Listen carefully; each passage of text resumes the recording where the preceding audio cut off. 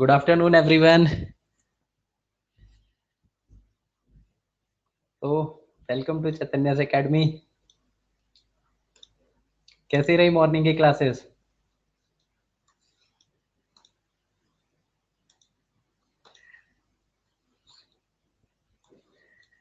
Good.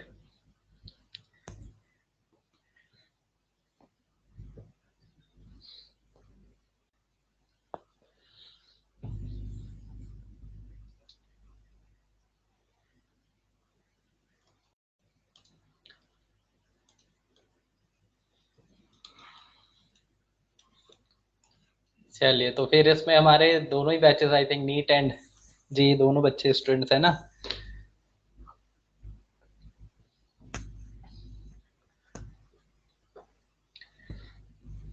Okay, चलो.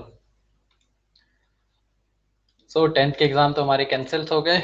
9th का भी तुम्हारा एग्जाम तो हुआ नहीं था ना. लास्ट ईयर 9th का भी तो नहीं दिया था.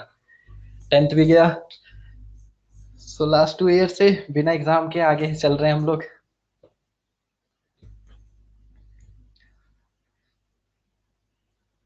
चलिए, लेट्स स्टार्ट. तो जेई एंड नीट सबको ही पता होगा. एडमिशन लिया है तो क्या प्रिपरेशन करने आए हम लोग. 9th का एग्जाम हुआ था. शायद कुछ लोगों का हुआ होगा. चलिए, जिनका हुआ अच्छी बात है. सो मॉर्निंग के क्लासेस में भी आपको आई थिंक सर ने ब्रीफ किया ही होगा, लाइक मैथ्स की क्लासेस में या आपकी मॉर्निंग की जो बायो की क्लासेस हुई हैं.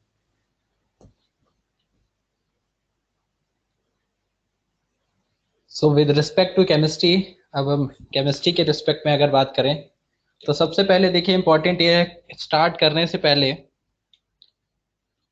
कि हमको स्टार्ट करना तो है, लेकिन हमको टाइम बहुत ये लगता है समझने में, बिकॉज कि हमको पढ़ना क्या है, कैसे पढ़ना है, कैसे पढ़ाई करनी है. तो 9th और 10th के फेज से टोटली डिफरेंट फेज है हमारा 11th-12th का. और 11th-12th विद रिस्पेक्ट टू जब हम बात कर रहे हैं JEE and NEET,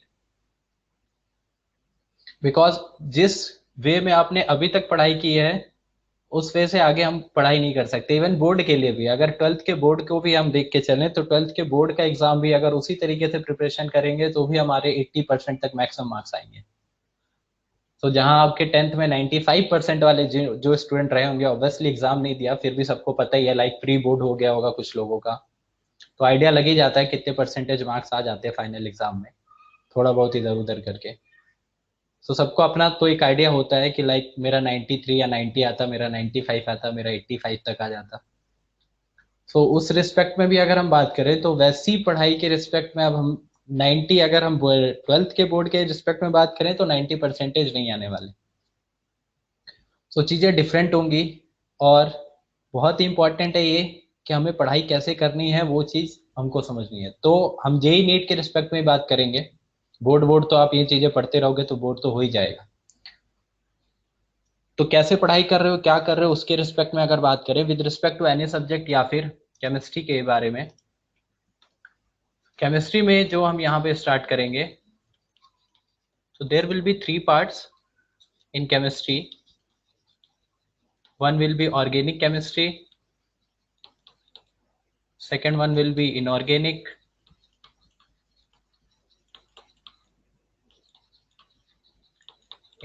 chemistry, and third will be physical chemistry.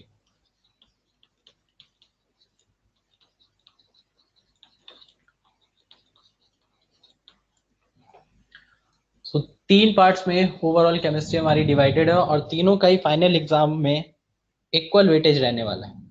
Like NEET में अगर हम बात करें जहाँ 45 क्वेश्चंस आते हैं, so there will be 15 questions for each part. And with respect to JEE Mains की बात करें जहाँ पे आपके 25 क्वेश्चंस है तो वहां भी ऑलमोस्ट इक्वल डिस्ट्रीब्यूशन होगा. एक दो क्वेश्चन इधर उधर हो सकते हैं बट ऑलमोस्ट इक्वल डिस्ट्रीब्यूशन रहेगा. सो इन तीनों पार्ट में अब जैसे बात कर लें ऑर्गेनिक केमिस्ट्री का, तो ऑर्गेनिक केमिस्ट्री पूरा का पूरा एक केमिस्ट्री का पार्ट ही है. और ओवरऑल चैप्टर्स की अगर हम बात कर लें, जैसे आपकी बोर्ड की जो बुक है, अगर आपके पास एनसीईआरटी हो 11th-12th की, या जो लोग एचएससी बोर्ड से हैं उससे रिलेटेड अगर आपकी 11th-12th की बुक्स हैं और सारे चैप्टर्स आप काउंट कर लीजिए अपनी बुक्स के, तो चैप्टर्स भी मिला के आपके 25 से 30 चैप्टर्स होंगे। और फिर कुछ चीजें हम एक्स्ट्रा पढ़ते रहते हैं नए चैप्टर्स में जो बोर्ड में नहीं है, मतलब रहती उन्हीं चैप्टर्स में, लेकिन उनको हमने 2-3 पार्ट्स में डिवाइड कर रखा है। तो एक चैप्टर को भी अगर 2-3 पार्ट में डिवाइड करके देखें तो ओवरऑल हम बोल सकते हैं कि हमारे 35 से 40 चैप्टर्स होंगे। तो ओवरऑल के रिस्पेक्ट में हम ये बोल सकते हैं सारे ऑर्गेनिक इनऑर्गेनिक फिजिकल मिला के 35 से 40 चैप्टर्स तक पहुंच जाता है। अब इतने चैप्टर्स हैं, और अभी जो हम 10th पढ़ के आए, अगर 10th के रिस्पेक्ट में बात करें तो आई थिंक केमिस्ट्री में 10th में 5 चैप्टर्स हैं, है ना, 5 चैप्टर्स ही हैं। अब ये 5 चैप्टर से आपके 35 से 40 चैप्टर्स तक पढ़ने, और इस 35 से 40 चैप्टर्स जो हमको पढ़ने हैं, नीट के स्टूडेंट्स के लिए जो क्वेश्चन आने वाले हैं वो आपके 45 क्वेश्चन हैं। तो ऑन एवरेज आप बोल सकते हो कि हर चैप्टर से एक क्वेश्चन। एंड सिमिलरली जेई के रिस्पेक्ट में बात करें, जहां जेई मेंस की बात कर रहे हैं हम, तो जेई मेंस में आपके आएंगे 25 क्वेश्चंस, उस 25 क्वेश्चंस ये 35 से 40 चैप्टर्स। तो यहाँ पे तो हम ये भी बोल सकते हैं कि ऐसे कई चैप्टर्स होंगे जिनसे क्वेश्चन हो सकता है आए ही ना। तो ओवरऑल इन चैप्टर्स को अगर हम काउंट कर करके निकालेंगे तो एवरेज बेसिस पे ऐसा आएगा, और ऐसा हर सब्जेक्ट के। आपने फिजिक्स की क्लास अटेंड की होगी, बायोलॉजी की क्लास भी अटेंड की होगी, तो सर ने आपको बताया होगा। तो ऐसा हर सब्जेक्ट के साथ है। तो अब इम्पॉर्टेंट ये है कि अगर आपको एग्जाम क्वालिफाई करना है, क्योंकि हम कंपटीशन की बात कर रहे हैं, तो कंपटीशन में हमेशा ऐसा नहीं कि आपको हार्ड वर्क नहीं करना, हार्ड वर्क तो करना ही है, लेकिन कंपटीशन क्वालिफाई करने के लिए आपको थोड़ी स्मार्ट वर्क करना पड़ेगा। अब वो स्मार्ट वर्क ऐसा नहीं है कि 2 साल खत्म होने के बाद जब सिलेबस खत्म होगा तब हम करना स्टार्ट करेंगे, कि अब पूरा सिलेबस खत्म हो गया है तो अब देखते हैं कौन सा चैप्टर से कितने क्वेश्चन आते हैं, क्या करना है कैसे नहीं करना है। पढ़ने सारे चैप्टर्स हैं, सारे चैप्टर्स हम पढ़ेंगे, बट इंपॉर्टेंट ये है कि आप अपनी प्रोग्रेस के अकॉर्डिंग, जैसे कोई स्टूडेंट ऐसा है जो 500-600 लेके आएगा नीट में, और कुछ ऐसे होंगे जो 400 लेके आएंगे। सिमिलरली जेई मेंस में कोई होगा जो 300 के अराउंड 280-270 तक जाएगा। जैसे इस बार का टॉपर आपको पता होगा, चैतन्य में जो टॉपर था उसका भी 280 के अराउंड 270 के अराउंड मार्क्स आए हैं बच्चों के। सो टॉपर्स के उनके हैं, फिर कुछ का 250 होगा, कुछ का 200 होगा, कुछ का 150 के अराउंड होगा। तो आपको मार्क्स इंक्रीज करने अपने पोटेंशियल के बेसिस पे आपको एग्जाम क्वालिफाई करना है। तो वो हम कैसे करें, किन चैप्टर्स पे हम ज्यादा फोकस करेंगे, कहाँ से ज्यादा क्वेश्चंस आते हैं, उसके बाद उन चैप्टर्स को भी कैसे पढ़ना है, कैसे रिवाइज करना है, वो सारी चीजें बहुत इंपॉर्टेंट हो जाती है जब हम किसी भी कंपटीशन के रिस्पेक्ट में बात करते हैं। तो देखिए, अगर हम इन 3 पार्ट्स की बात करें, अब जैसे इनऑर्गेनिक केमिस्ट्री है, अभी इनऑर्गेनिक केमिस्ट्री की बात कर लें, ऑर्गेनिक केमिस्ट्री का 10th में आपने एक चैप्टर पढ़ा होगा, वो कार्बन कंपाउंड्स का, कार्बन कंपाउंड्स से रिलेटेड एक ही चैप्टर था। इनऑर्गेनिक केमिस्ट्री की बात कर लें तो इससे 2-3 चैप्टर थे, जैसे आपका एक chapter chemical reactions and equation वाला था, और उसके बाद आपका पीरियोडिक क्लासिफिकेशन था। फिजिकल केमिस्ट्री से रिलेटेड अगर देखें, मेटलर्जी, मेटलर्जी पढ़ा है तुम लोगों ने? मेटलर्जी था क्या 10th में? ओके, तो मेटलर्जी था, तो वो चैप्टर भी हमारा इसमें काउंट हो जाएगा। फिजिकल केमिस्ट्री के रिस्पेक्ट में कोई चैप्टर है जो न्यूमेरिकल वाले क्वेश्चंस थे 10th का, कोई चैप्टर जिसमें आपने न्यूमेरिकल सॉल्व किया हो?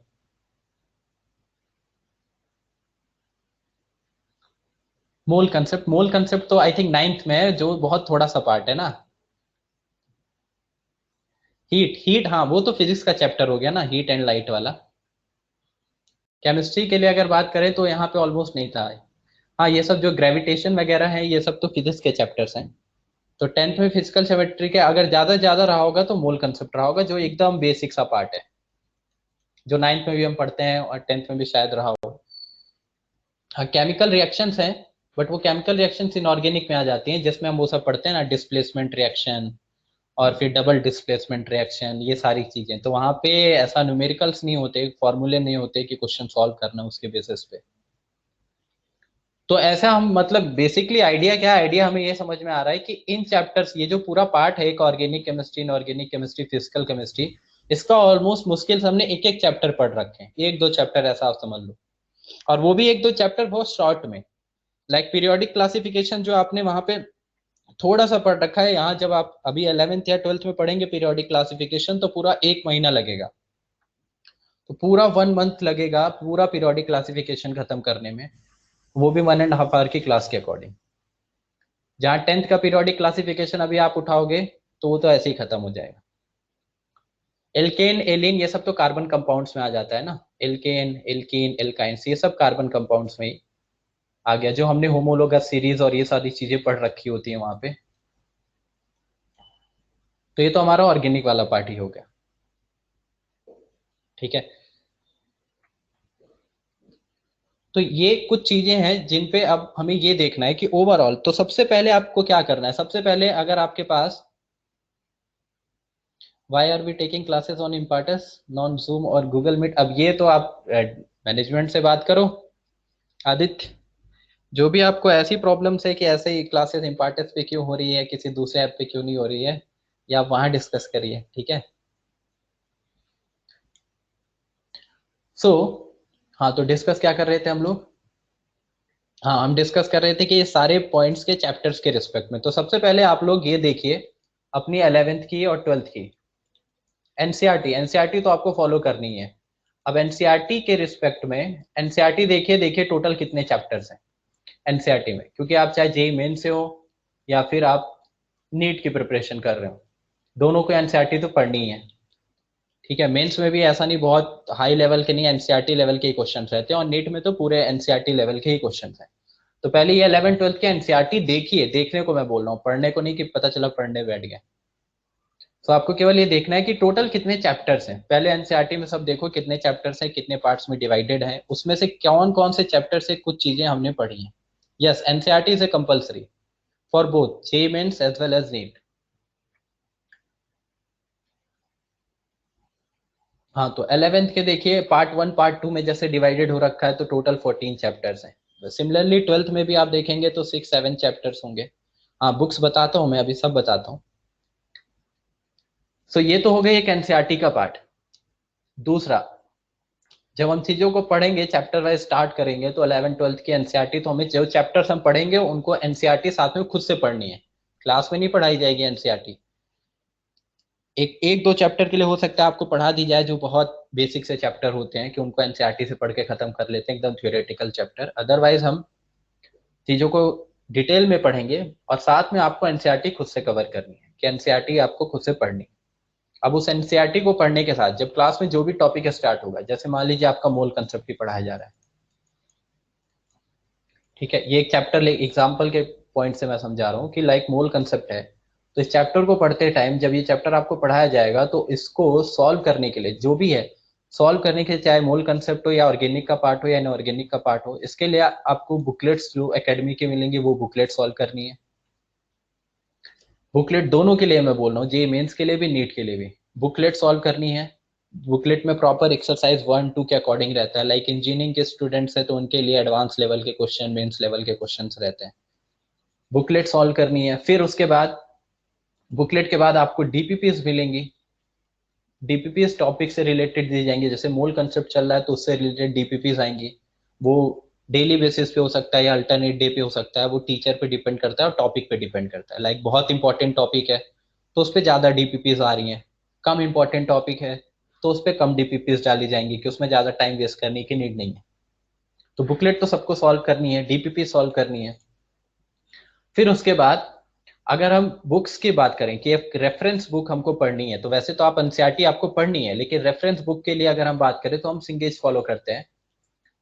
जहाँ पे सिंगेज आप ले सकते हैं किसके लिए, फिजिकल ऑर्गेनिक, इन दो के लिए तो आप सिंगेज ले सकते हैं, फिजिकल एंड ऑर्गेनिक।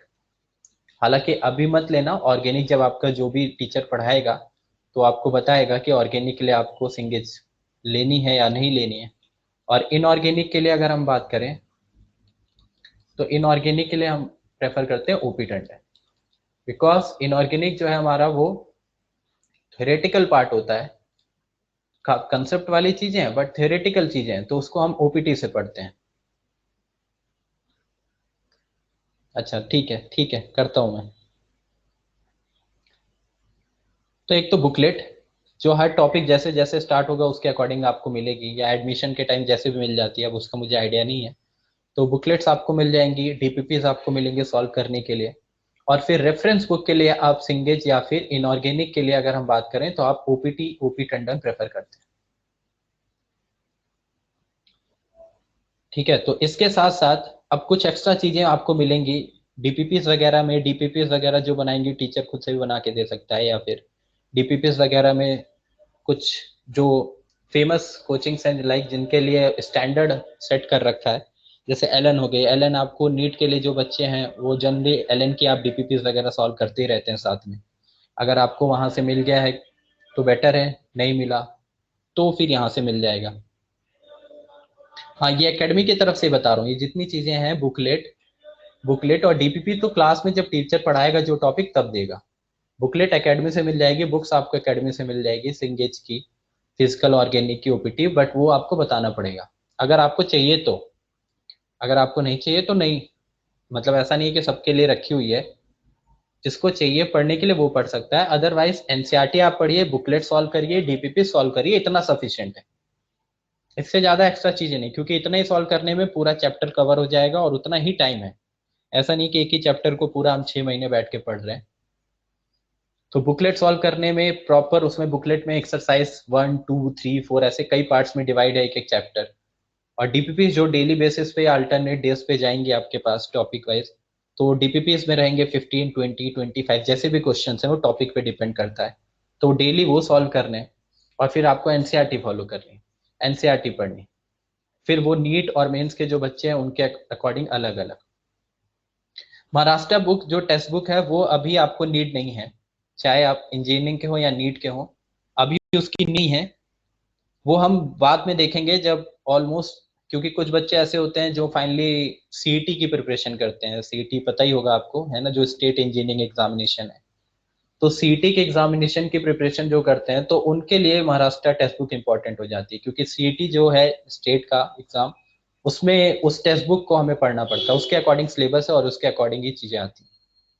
ठीक है, तो हालांकि सीईटी बैच बनता है और वो लास्ट में बनता है जिनको सीटी करना है, और वो आराम से कवर हो जाता है, तो उसकी कोई टेंशन नहीं है। तो उस टाइम पे आप लेंगे, पीडीएफ रख लेंगे या कुछ भी। फिलहाल के लिए ऐसा नहीं कि अभी आपको महाराष्ट्र टेक्स्ट बुक की नीड है, अभी नीड नहीं है उसकी। ठीक है, अभी आपके पास एनसीईआरटी होनी चाहिए। हाँ, एनसीईआरटी की बुक्स बाय करनी है। एनसीईआरटी अगर नहीं भी है तो आप अभी पीडीएफ ले लो, पीडीएफ से हो जाएगा काम, जरूरी नहीं है बाय करना। मतलब पीडीएफ से आप पढ़ सकते हैं, अंडरलाइन करके रख सकते हैं, वो अलग पॉइंट है। कुछ लोगों को हार्ड कॉपी से पढ़ना अच्छा लगता है तो वो ले सकते हैं, वो हर इंडिविजुअल पे डिपेंड करता है। अगर आपका पीडीएफ से सॉफ्ट कॉपी से काम हो जा रहा है तो आप पीडीएफ से काम कर लो, नेसेसरी नहीं है कि सबके पास हार्ड कॉपी होनी चाहिए एनसीईआरटी की। ठीक है, हाँ ये है कि आप अंडरलाइन करके उन चीज़ों को रखिए, उनको रिवाइज करते रहिए डेली, ये इंपॉर्टेंट है। हाँ, तो हम बात कर रहे थे कि ये चैप्टर के रिस्पेक्ट में, लाइक हमारे पास चैप्टर है मूल कंसेप्ट, तो ऐसे ही जो भी चैप्टर्स होंगे उनकी बुकलेट है, उनकी डीपीपीज है, और रेफरेंस बुक के लिए आप ये फॉलो कर सकते हैं। हालांकि उनकी नीड पड़ेगी नहीं, लेकिन फिर भी अगर आपको कुछ एक्स्ट्रा क्वेश्चंस करने हैं, कुछ चीजें पढ़नी है, थ्योरी का पार्ट पढ़ना है, तो उसके लिए आप इन चीजों को फॉलो कर सकते हैं। ठीक है, बट बेटर होगा अभी के लिए ये मत लीजिए बुक्स, जब आपके टॉपिक स्टार्ट होंगे, जो भी टीचर आपको फिजिकल ले रहा है, इनऑर्गेनिक ले रहा है, ऑर्गेनिक ले रहा है, क्योंकि जरूरी नहीं है कि एक ही टीचर लाइक मैं सारे पार्ट्स लूंगा। तो मैं जनरली फिजिकल ही लेता हूँ, फिजिकल या इनऑर्गेनिक मैक्सिमम। ऑर्गेनिक केमिस्ट्री कोई दूसरा टीचर आपको पढ़ाएगा तो वो टीचर आपको बता देगा कि आपको सिंगेज लेनी है या नहीं लेनी है, या बुकलेट डीपीपी से ही क्वेश्चंस करने हैं, बस उतना ही करना है। ठीक है, तो बट मेनली ये बुक्स हैं जो आपको प्रेफर करते हैं हम, कि इनऑर्गेनिक के लिए आप ओपीटी ले लीजिए, क्योंकि इसमें थ्योरी बहुत बेटर दे रखी है, तो आप इनऑर्गेनिक वहां से बेटर पढ़ सकते हैं। देखो इंडिविजुअल बुक्स जो हैं, मैं ये बोल रहा हूँ, एनसीईआरटी तो आपको एकेडमी नहीं देगी। एनसीईआरटी आप या तो डाउनलोड कर लीजिए, या आपको हार्ड कॉपी चाहिए तो हार्ड कॉपी ऑर्डर कर लीजिए। एकेडमी से आपको बुकलेट मिलेगा, और बस बुकलेट, एकेडमी आपको बुकलेट देगा। ठीक है, हर टॉपिक का हर चैप्टर के अकॉर्डिंग जो है बुकलेट मिलेगी बस। डीपीपीएस तो क्लास वाइज जब स्टार्ट होगा तो टीचर खुद बना के डालेगा ग्रुप पे। डीपीपीएस डेली प्रैक्टिस है जो आपको सॉल्व करनी है। और बची ये बुक्स भी एकेडमी में मिलेगी, अगर आप एकेडमी में बोल दोगे कि सर मुझे ये बुक्स चाहिए, तो फिर आई थिंक, पता नहीं, मुझे आइडिया नहीं उसका, कि आपको कुछ फीस पे करनी पड़ती है और फिर वो ऑर्डर करके मंगा लेते हैं, क्योंकि एकेडमी में काफ़ी बच्चों के लिए मंगाई जाती है, तो थोड़ी वो आपको कॉस्ट कम पड़ेगा। बाहर से आप खरीदोगे तो थोड़ा कॉस्टली हो जाएगा वो, बस इतना ही डिफरेंस आई थिंक। तो ये बुक्स अगर आपको नीड है तो आप मंगाइएगा, इसलिए मैं बोल रहा हूँ कि इनको अभी आप परचेस मत करिए, एकेडमी से आपको बुकलेट मिल जाएगी। ठीक है, डन, अभी इतना समझा, सबको क्लियर?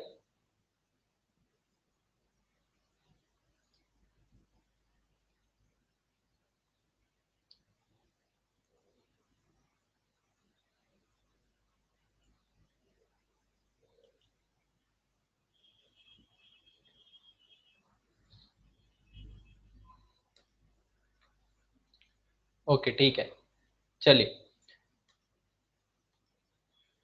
तो देखिए, बात कर रहे थे कि जो चीजें हैं हर टॉपिक के अकॉर्डिंग, जो बुकलेट हमको टॉपिक में बुकलेट सॉल्व करनी है, डीपीपी सॉल्व करनी है, चैप्टर कवर करना है। अब लाइक एक चैप्टर खत्म हुआ तो अब रिवीजन की प्रोसेस क्या होती है? लाइक हमारी अभी 9-10 तक जो प्रोसेस रही रिवीजन की, क्योंकि टोटल ऑलमोस्ट, अब साइंस का एक पेपर होता था, उसमें हर चैप्टर, हर मतलब लाइक बायोलॉजी के आप बोल दो 5 चैप्टर्स, केमिस्ट्री के 5 चैप्टर, फिजिक्स के 5 चैप्टर, तो ऑलमोस्ट 15-16 चैप्टर बन गए, उतने ही टेस्ट करने होते हैं।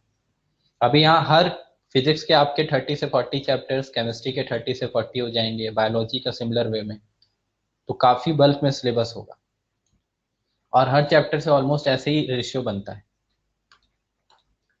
अब देखिए, एग्जाम की प्रिपरेशन की बात करें, तो जैसे नीट के भी बच्चे यहाँ पे हैं प्रेजेंट, तो नीट के बच्चों के लिए ये बता दो, इम्पोर्टेंट ये है कि लाइक जेई का जो कॉमन परसेप्शन होता है, वो कॉमन परसेप्शन हमारा ये होता है कि जेई थोड़ा सा टफ एग्जाम है। ठीक है, और अगर हम नीट की बात करें तो कॉमन परसेप्शन ये रहता है कि नीट जो है वो इससे इजी एग्जाम है, बट ऐसा कुछ भी नहीं है। कंपटीशन लेवल दोनों में उतना ही है, और इवन मैं कहूंगा कि नीट में कंपटीशन लेवल और भी ज्यादा है, और हमको कंपटीशन क्वालिफाई करना है, क्वेश्चन से मतलब नहीं है। ये जो टफ या इजी है, वो हम क्वेश्चन के बेसिस पे बात करते हैं कि क्वेश्चन का लेवल कैसा है, क्वेश्चन बहुत टफ है या मॉडरेट लेवल का है या इजी है, उसके बेसिस पे। अब लाइक जेई की अगर बात करें तो जेई में आते हैं 100 क्वेश्चन, जहां पे मेंस की बात कर रहे हैं, तो मेंस में 100 क्वेश्चन आते हैं, और इनको सॉल्व करने के लिए आपको मिलते हैं 3 आवर्स, मतलब 180 मिनट, 180 मिनट। तो फॉर वन क्वेश्चन कितना टाइम मिला आपको पर क्वेश्चन के हिसाब से? 1.8 मिनट, जो कि आप ऑलमोस्ट 2 मिनट बता सकते हो। लेकिन नीट के रिस्पेक्ट में अगर बात करें, तो नीट में वहीं आते हैं 360 क्वेश्चंस, और टाइम यहाँ भी सेम है, 3 आवर्स का, 180 मिनट। तो यहाँ पे जो आपको टाइम मिलेगा for one question on average, वो कितना है? 1 मिनट का। ऑब्वियस सी बात है, अब अगर आप एग्जाम में बैठे हैं, हाँ 75 क्वेश्चन 25 के हिसाब से, लाइक इस बार जैसे 100 कर दिया था हमने, तो 30-30-90, मतलब जो इस बार के एग्जाम में आप बोल सकते हैं कि वो आपको मिल गया था कोरोना की वजह से, प्रेफरेंस मैक्सिमम क्वेश्चन कर दिए थे, आपको number of questions come attempt करने थे, अदरवाइज ऐसे 25-25 का सेक्शन रहता है। और आपको तो सही बात है, 2 साल बाद एग्जाम देना है, तो आपको तो यही पैटर्न फॉलो करना है, क्योंकि तब तो ये सारी चीजें होंगी नहीं। और सिमिलरली यहाँ पे अगर हम बात करें तो हमारे पास कितने हैं? 180 क्वेश्चंस, 90 बायो के आ जाएंगे, और 90 आपके फिजिक्स एंड केमिस्ट्री के आ जाएंगे। तो 180 questions, 180 minute, for one question 1 minute. यहाँ 75 क्वेश्चंस है, 180 मिनट है, तो अभी रेशियो निकालेंगे तो कितना आ जाएगा? 1.8 डिवाइड बाय 180 डिवाइडेड बाय 75। बताओ, मैथ्स के स्टूडेंट है ना बैठे, बताओ कितना आएगा फॉर वन क्वेश्चन, कितना टाइम होगा on average for one question? जल्दी कैलकुलेट करिए।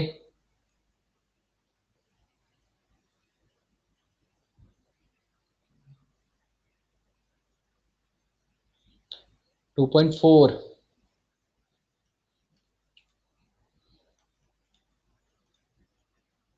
2.4 मिनट।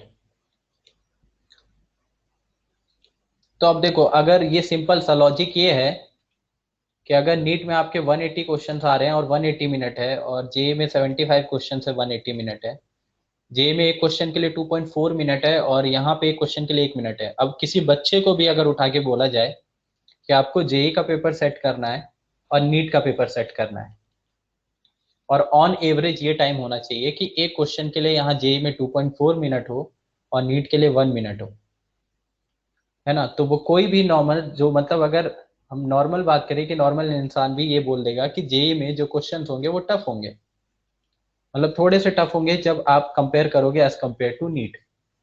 तो नीट में क्वेश्चन इजी रखने पड़ेंगे क्योंकि वहां पे टाइम ही कम दिया जा रहा है, एक क्वेश्चन के लिए 1 मिनट का टाइम है, तो क्वेश्चन का लेवल इजी होता है। और जेई में क्वेश्चन का जो लेवल है वो टफ हो जाता है। तो इसलिए हम बोलते हैं कि जेई थोड़ा सा टफ है, हमारे एकदम कंसेप्ट बहुत क्लियर होने चाहिए, तो चीजें क्लियर होंगी तो क्वेश्चन हम अटेम्प्ट कर पाएंगे एग्जाम में। नीट के लिए क्या है कि नीट में ऐसा नहीं है कि कंसेप्ट यहाँ बिल्कुल नहीं आते, कंसेप्ट आते हैं, बट ऐसा आप बोल सकते हो कि मैक्सिमम क्वेश्चंस ऐसे होंगे जो सीधे सीधे एनसीईआरटी लेवल के या फिर उससे थोड़ा सा ऊपर लेवल के क्वेश्चंस होंगे। ठीक है, तो जो कंसेप्ट का डिफरेंस कहाँ पे आता है, कंसेप्ट का डिफरेंस आता है जब आपकी रैंकिंग डिसाइड होती है कि जिसके कंसेप्ट क्लियर है उसकी बहुत अच्छी रैंकिंग आएगी, जिसके कंसेप्ट क्लियर नहीं है तो उसकी बहुत खराब रैंकिंग आएगी, या हो सकता है क्वालिफाई ना कर पाए, लेकिन क्वेश्चंस का लेवल इजी होगा। तो ये डिफरेंस है। लेकिन कंपटीशन के जब रिस्पेक्ट में हम बात करते हैं तो कंपटीशन के रिस्पेक्ट में कोई डिफरेंस नहीं है। तो आप यही ये नहीं बोल सकते कि जेई का जो कंपटीशन है वो टफ है, जेई में क्वेश्चन टफ आते हैं, नीट में क्वेश्चन इजी आते हैं, लेकिन कंपटीशन दोनों में ऑलमोस्ट सेम है, क्योंकि वहां पे दोनों में वही चीज चाहिए। जहां पे जेई में आपके कंसेप्ट बहुत क्लियर होने चाहिए, एक्यूरेसी होनी चाहिए, सिमिलरली नीट में भी आपका टाइम मैनेजमेंट बहुत बेटर होना चाहिए, एक्यूरेसी होनी चाहिए, अदरवाइज एक क्वेश्चन 1 मिनट में आप अटेम्प्ट नहीं कर सकते।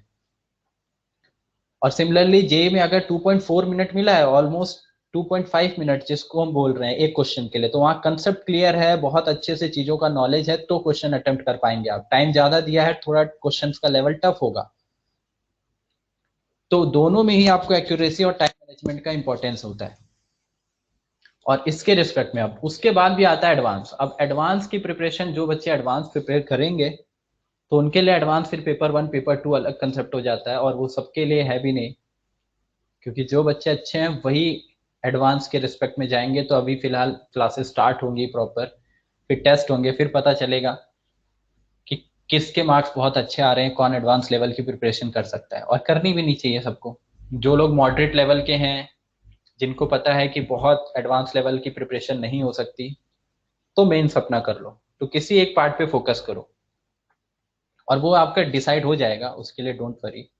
आप जैसे जैसे पढ़ेंगे, टेस्ट वगैरह होंगे, तो उससे फिर आपको पता चलेगा, लाइक आपको सीटी करनी है, मेंस करना है, एडवांस करना है, वो आपके पोटेंशियल पे डिपेंड करता है कि किसमें कितना पोटेंशियल है, और उसके बेसिस पे ही डिफरेंशिएट होगा। अब यहाँ पे अगर हम बात कर रहे थे, अब ये हमारे पास मेंस एंड नीट है, और मेंस एंड नीट के रिस्पेक्ट में यहाँ पे डिस्ट्रीब्यूशन इनमें जो आपके पास, लाइक एक पार्ट अगर मैं मान लूँ ये केमिस्ट्री का है, तो इसमें जो 25 क्वेश्चंस हैं केमिस्ट्री के, ये 25 क्वेश्चंस केमिस्ट्री में भी ऑर्गेनिक इनऑर्गेनिक फिजिकल का ऑलमोस्ट सेम पार्ट रहने वाला है। तो तीनों का जो डिस्ट्रीब्यूशन है वो ऑलमोस्ट सेम रहेगा। अब यहाँ पे इंपॉर्टेंट ये होता है कि जब आप पढ़ना स्टार्ट करेंगे चीजों को, तो जो डीपीपीज आप सॉल्व कर रहे हैं, जो बुकलेट में आप क्वेश्चन सॉल्व कर रहे हैं, ये बुकलेट आपने सॉल्व कर ली, आपने डीपीपी सॉल्व कर ली, ये सारी, तो हर टॉपिक पे ढेर सारे क्वेश्चंस होंगे, बुकलेट डीपीपी वो सब काउंट नहीं करते, वो सब छोड़ दीजिए। फिलहाल के लिए हम अभी से स्टार्ट करते हैं, जैसे अप्रैल एंड, अभी तो अप्रैल एंड होने वाला है, तो मई से काउंट करते हैं। मई से काउंट करके अभी आपका सिलेबस स्टार्ट होगा, और आपका सिलेबस एंड कब होगा, लाइक अक्टूबर तक, नेक्स्ट ईयर, इस ईयर का अक्टूबर नहीं, तो नेक्स्ट ईयर अक्टूबर तक, यानी आपके पास ऑलमोस्ट कितने हो गए, 18 मंथ्स, 1.5 ईयर बोल सकते हैं। अब ये आपके पास 18 मंथ्स है, ठीक है। और उसके बाद जब हम यहाँ पढ़ना स्टार्ट करेंगे, मई से हम कंसीडर करके चल रहे हैं, तो हम पढ़ना स्टार्ट करेंगे तो हर 15 डेज पे या 21 डेज पे ऐसे टेस्ट होंगे। अब अगर हर 15 डेज पे जो आपका संडे आता है, अल्टरनेट संडे, उस पे टेस्ट होगा, हर 15 डेज पे वन टेस्ट है। तो इस तरह 18 मंथ्स में कंटिन्यूसली, जो 18 मंथ्स अभी से लेके नेक्स्ट ईयर अक्टूबर तक चलेगा, अगर उसके रिस्पेक्ट में हम बात करें, तो कितने टेस्ट हो जाएंगे टोटल टेस्ट? टोटल टेस्ट इन 18 मंथ्स 36। अब ये जो 36 टेस्ट हुए हैं, इसमें क्वेश्चंस की बात करते हैं with respect to chemistry. Chemistry की बात करते हैं। हर सब्जेक्ट के रिस्पेक्ट में भी ओवरऑल एवरेज वही आएगा, बट अगर मैं केमिस्ट्री के रिस्पेक्ट में बात करूं तो फॉर मेंस के स्टूडेंट के रिस्पेक्ट में, फॉर मेंस टोटल कितने क्वेश्चंस हमने टेस्ट में कर लिए? तो 36 टेस्ट हैं और हर टेस्ट में है 25 क्वेश्चंस। और फॉर नीट, अगर नीट की बात करें तो नीट में जहां 45 क्वेश्चंस आने वाले हैं और 36 टेस्ट, तो 45 क्वेश्चंस और 36 टेस्ट। अब ये कैलकुलेट करके बताइए कितना आएगा। तो ये 900 एंड सेकेंड वन 1620।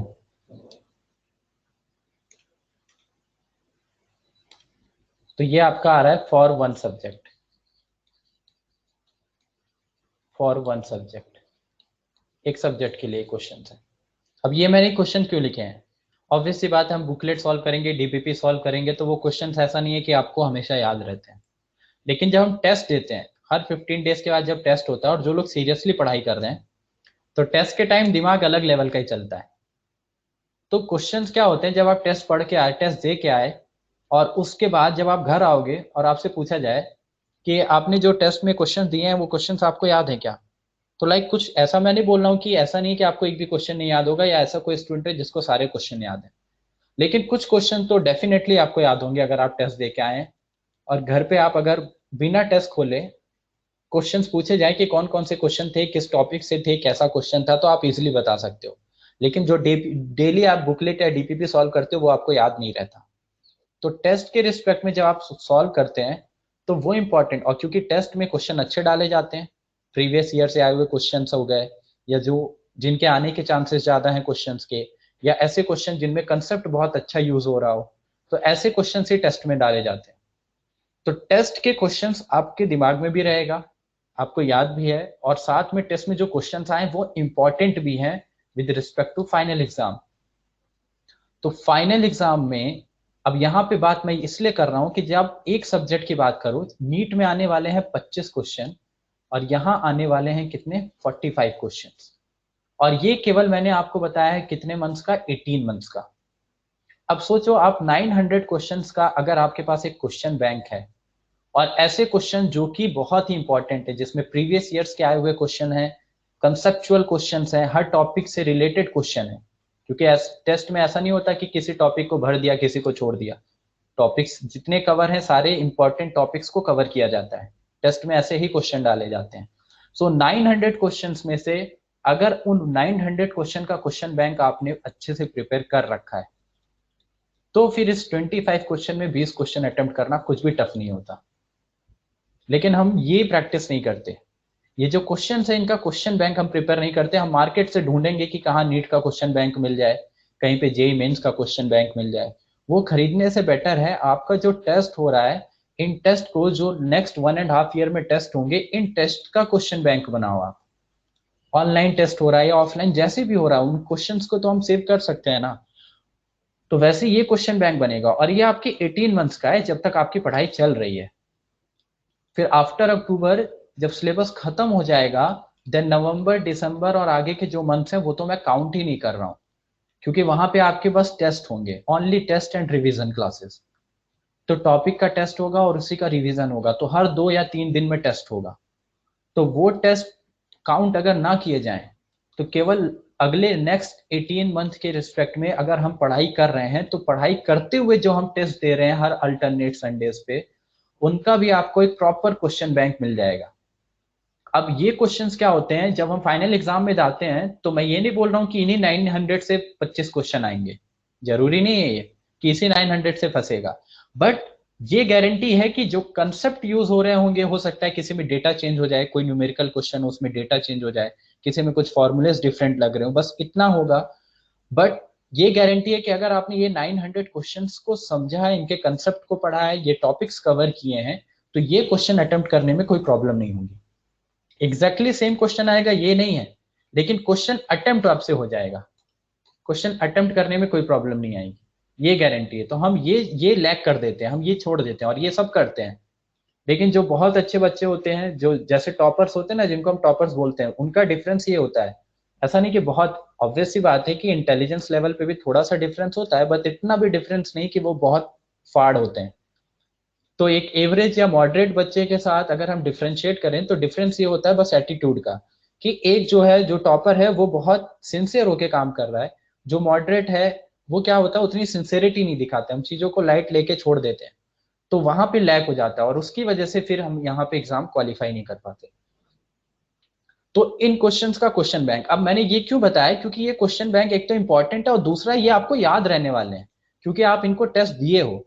अगर आप टेस्ट दे के आए, आपने मॉर्निंग में, लाइक अगर मॉर्निंग में 10 to 12 या 10 to 1 जो आपके 3 घंटे का टेस्ट हुआ, और उसके बाद आप इवनिंग में आए, और इवनिंग में आने के बाद सबको क्या करना है, अभी से प्रैक्टिस हैबिट में डाल लीजिए। जब ही सिलेबस स्टार्ट होगा, टेस्ट स्टार्ट होंगे, तो इवनिंग में आने के बाद आपको डेली उस टेस्ट पेपर का एनालिसिस करना है। एनालिसिस हो सकता है आपका सब्जेक्ट का टीचर ये भी बोल दे कि ये पेपर सबको सॉल्व करके आना है, डिस्कशन तो पेपर का होगा ही, लेकिन वो ये भी बोल सकता है कि आप सब लोग सॉल्व करके आइए, पेपर की जो एक अलग नोटबुक बनाओ, उसमें डेली पेपर जो होता है, जो भी पेपर्स हो रहे हैं उन क्वेश्चंस को अलग से सॉल्व करो, क्योंकि वो इंपॉर्टेंट क्वेश्चन होते हैं। तो वो सब्जेक्ट के टीचर पे डिपेंड करता है, हो सकता है या फिर डायरेक्ट आपका डिस्कशन हो जाए, बट वो एनालिसिस, क्वेश्चंस के एनालिसिस वो आपको खुद करनी है। अब एनालिसिस ये सबसे इंपॉर्टेंट फैक्टर होता है, तो ये पढ़ाई करते टाइम ये आपको अब ध्यान रखना है, ये आप 9th 10th की तरह पढ़ाई नहीं कर सकते। तो यहाँ पे आपको क्या करना है, अब एनालिसिस में क्या करना है, एनालिसिस में ये करना है कि जो क्वेश्चन आप करके आए हैं, आपके मार्क्स कितना है वो मैटर नहीं करता, स्टार्टिंग में तो बिल्कुल भी मैटर नहीं करता, क्योंकि मार्क्स आपके तब इंक्रीज होंगे जब आप उस पर कंटिन्यूसली वर्क करेंगे। और ये 2 साल ये प्रोसेस बिल्कुल नहीं छोड़नी है, नेक्स्ट 2 ईयर के लिए एक भी टेस्ट में अगर ये प्रोसेस किसी की छूटी तो वो लैग कर जाएगा एग्जाम में। ये समझ लो कि फाइनल एग्जाम में आप बैठ रहे हो, अगर आपने एक टेस्ट में भी ऐसा छोड़ा तो आपकी रैंक पीछे जा रही है, और आपको पता है एक एक नंबर से कितनी कितनी रैंक पीछे जाती है, वो तो बताने वाली बात है नहीं। सो एक एक नंबर अभी इंपॉर्टेंट है, एक एक नंबर। तो हर क्वेश्चन का एनालिसिस करना है। अब उस क्वेश्चन को आप ऐसे डिवाइड कर सकते हो कि कौन से क्वेश्चन टफ थे आपके अपने लेवल पे। टीचर जब डिस्कशन करेगा तो टीचर के अकॉर्डिंग हो सकता है कुछ क्वेश्चन टफ हो, कुछ क्वेश्चन वो मॉडरेट बता दे कि नहीं ये मॉडरेट है, ये टफ है, ये इजी है। लेकिन आपके अपने लेवल पे, इंडिविजुअल लेवल पे, अब टीचर इंडिविजुअल लेवल पे जाके नहीं कर सकता। मैं पूरी क्लास में जाके 100 बच्चों से नहीं पूछ सकता कि किसको कौन सा टफ लग रहा है, किसको कौन सा इजी लग रहा है। सो जो टफ क्वेश्चन है, आप अपने अकॉर्डिंग आप पेपर का एनालिसिस करो और टफ क्वेश्चंस को मार्क करो कि टफ कौन से हैं, मॉडरेट कौन से, इजी कौन से हैं, कौन से क्वेश्चंस हो गए, कौन से क्वेश्चंस नहीं अटेम्प्ट हुए, या जो क्वेश्चन नहीं अटेम्प्ट मैं कर पाया उसमें क्या प्रॉब्लम थी। टाइम कम था, मैं टाइम नहीं दे पाया, 1 घंटे में मैं अटेम्प्ट नहीं कर पाया, या फिर मुझे ये टॉपिक आता ही नहीं था, या फिर इसके कंसेप्ट में प्रॉब्लम है। और जब आप ये एनालिसिस करोगे ना, तो एक टेस्ट के बाद ही, एक ही टेस्ट के बाद ही आपको ये समझ में आएगा कि टेस्ट कैसे देना है, कैसे मार्क्स इंक्रीज करना है। इसके लिए बार बार आपको टीचर के पास नहीं, हालांकि टीचर से आप पूछेंगे तो वो बताएगा, मना नहीं करेगा, बट बार बार जाने की नीड नहीं पड़ेगी। और मैं ये फिर बोल रहा हूँ कि टीचर्स हर इंडिविजुअल के पास जाके नहीं पूछ सकता कि तुम पेपर में क्या कर रहे हो और कैसे मार्क्स तुमको इंक्रीज करना है, आप सामने से लेके आओ। और जब ये आप बना के जाओगे ना, कि लाइक अगर मैं बात कर रहा हूँ नीट की, कि 45 क्वेश्चन थे, अब मान लो कोई बच्चा है जिसको टफ 30 क्वेश्चन टफ लग गए, और उसको मॉडरेट लग रहे हैं, कि मॉडरेट मान लेते हैं 5 क्वेश्चन समथिंग, और इजी से सर 10 क्वेश्चन थे, कि सर 10 क्वेश्चन तो मेरे तुरंत हो गए, 5 मॉडरेट लेवल के थे, मतलब मुझसे हो रहे थे, नहीं हो रहे थे, थोड़ा टाइम लग गया मुझे करने में, और 30 तो मुझे समझा ही नहीं, टफ चला गया। तो फिर टीचर आपको बताएगा, जब टीचर ये देखेगा कि हाँ ये बच्चा ऐसा एनालिसिस करके आ रहा है, तो फिर टीचर को समझ में आएगा, अच्छा ये 30 क्वेश्चन क्यों नहीं किया इसने, इसका मतलब इन टॉपिक से, इस क्वेश्चन से रिलेटेड कंसेप्ट में इसको डाउट है, या इस टॉपिक में इसको डाउट है, या फिर ये टाइम मैनेजमेंट का प्रॉब्लम है, कि 1 घंटे में ये अपनी स्पीड नहीं इंक्रीज कर पा रहा है, तो 45 क्वेश्चंस कैसे करेगा।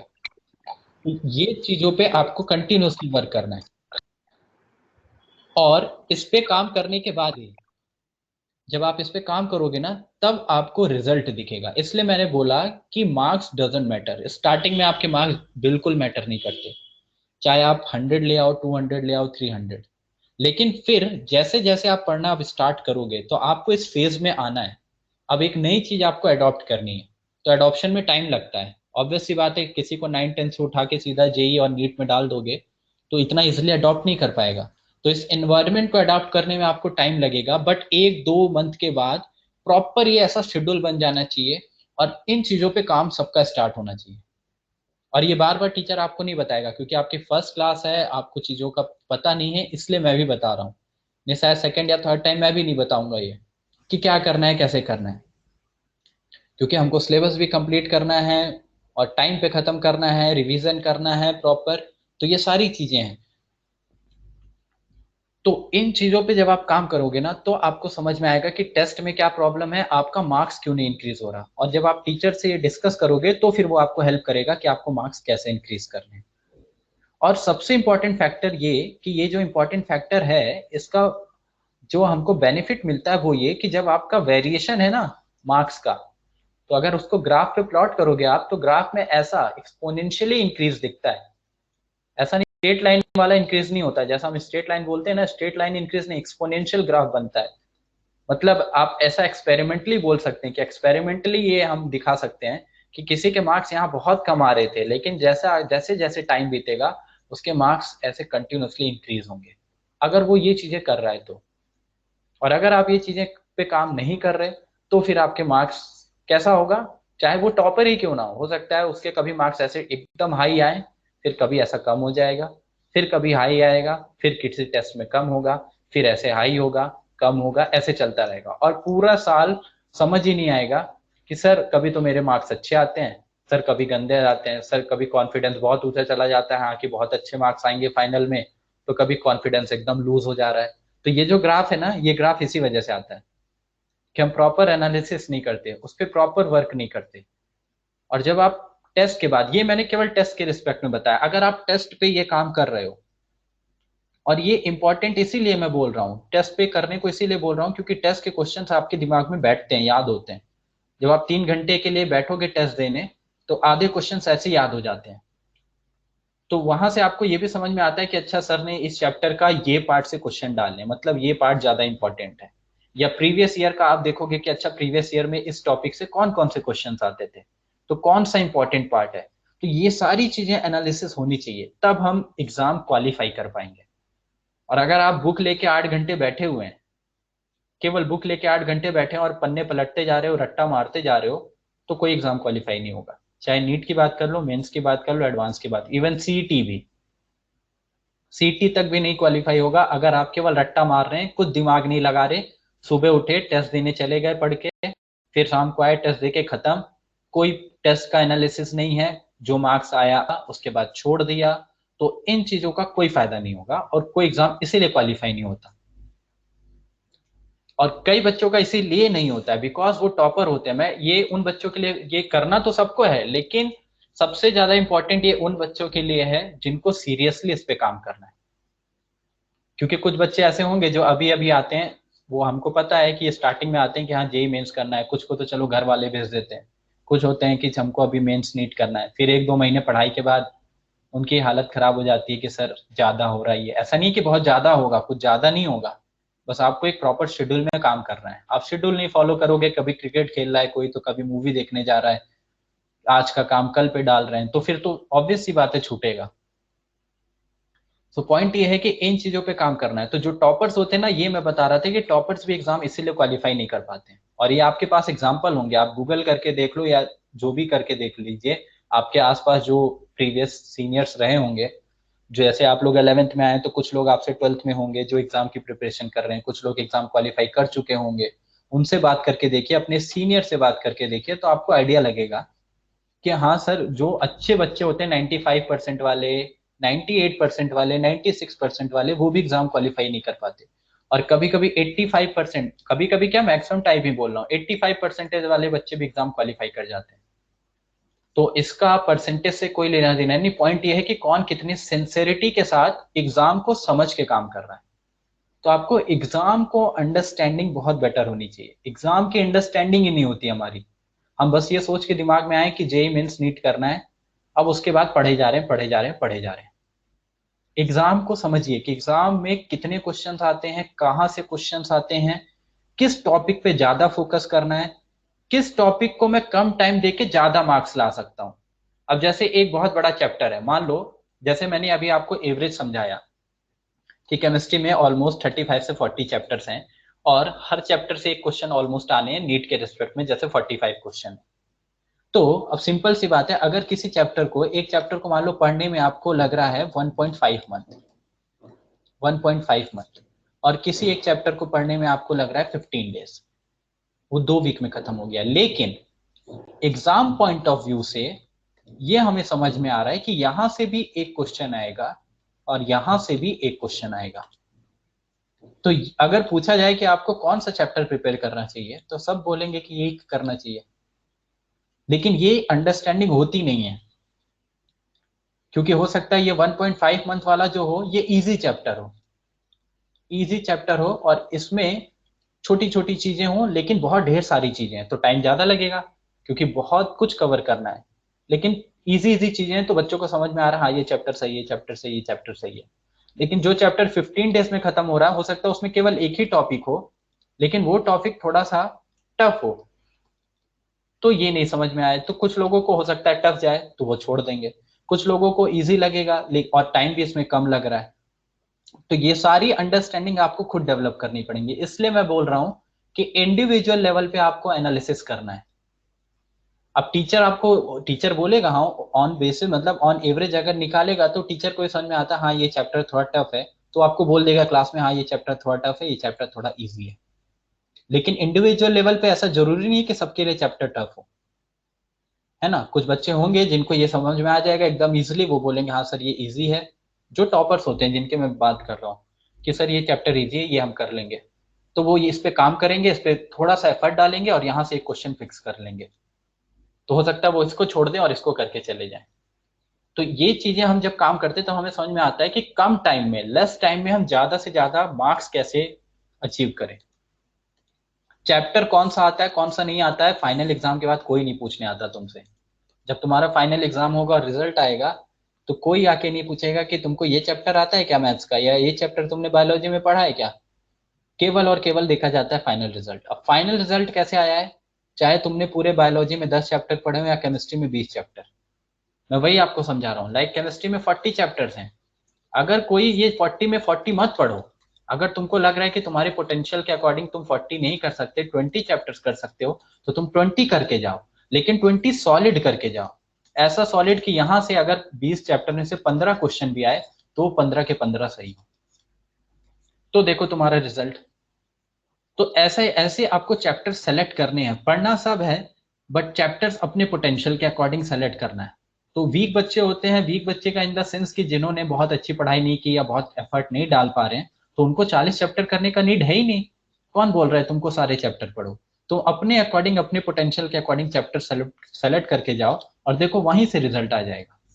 और यही करते हैं सब, जिनका रिजल्ट आता है वो इसी पे काम करते हैं।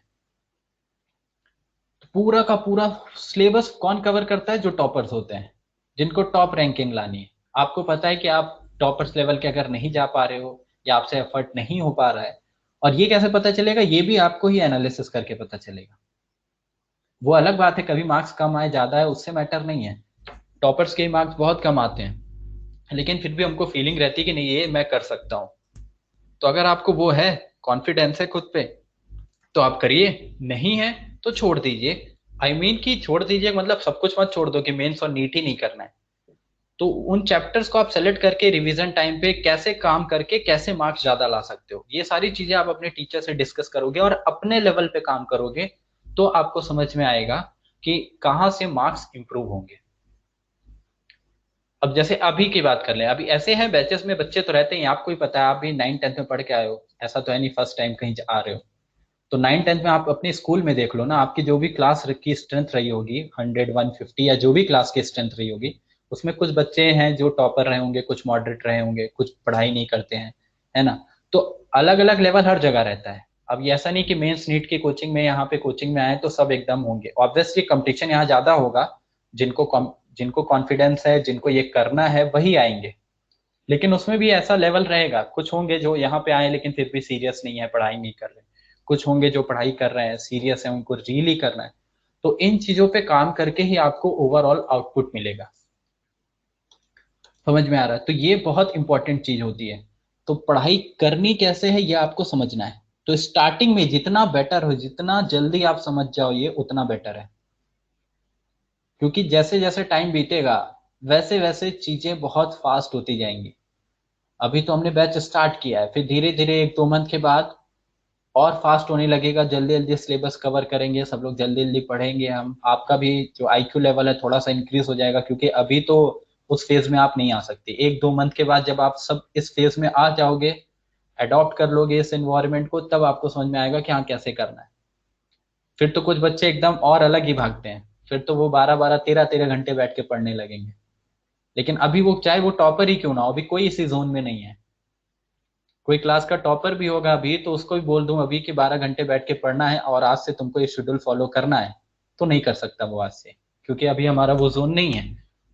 बट हम काम करेंगे उस पे, तो फिर हमें वो समझ में आएगा कि हमें कैसे रिजल्ट लेके आना है। ठीक है? तो ये चीजें बहुत इंपॉर्टेंट होती है, और ये सारे सब्जेक्ट के लिए आप अपने टीचर से बात कर सकते हैं, जो भी आपके सब्जेक्ट टीचर्स हैं, कि सर कौन से चैप्टर्स इंपॉर्टेंट हैं, हमें क्या पढ़ना है क्या नहीं पढ़ना है।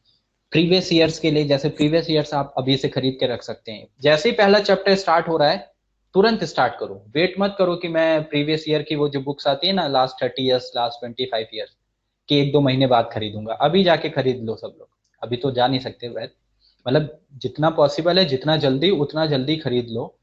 क्योंकि जैसे ही फर्स्ट चैप्टर स्टार्ट हो, किसी चीज का वेट मत करो, फर्स्ट चैप्टर स्टार्ट हुआ तुरंत अपने टीचर से बात करिए, सर ये चैप्टर स्टार्ट हो गया, सर ये टॉपिक सर आपने पढ़ा दिया, और सर प्रीवियस ईयर के क्वेश्चन मैंने देखे सर, उससे ये टॉपिक से क्वेश्चन आए थे, तो सर कौन सा इंपॉर्टेंट है कौन सा नहीं, हर हर साल इस टॉपिक से क्वेश्चन आ रहे हैं, तो क्या इसको अच्छे से करना है कि नहीं करना है। तो इन चीजों को पढ़ने के बाद ही आपको आइडिया लगेगा, कि ऐसा नहीं होता है कि एक चैप्टर है तो उस चैप्टर में पूरा स्टार्टिंग से लेके एंड तक सब कुछ एकदम रट्टा मारना होता है। हर चैप्टर में हर चैप्टर पढ़ना पूरा होता है, लेकिन स्टार्टिंग से लेके एंड तक में बीच बीच में कुछ ऐसी चीजें होती हैं जो बहुत इंपॉर्टेंट होती हैं, जहां से हर साल क्वेश्चन पूछे जाते हैं। समझ में आ रहा है? तो इन चीजों को फोकस करना है। अब ये कैसे समझेगा?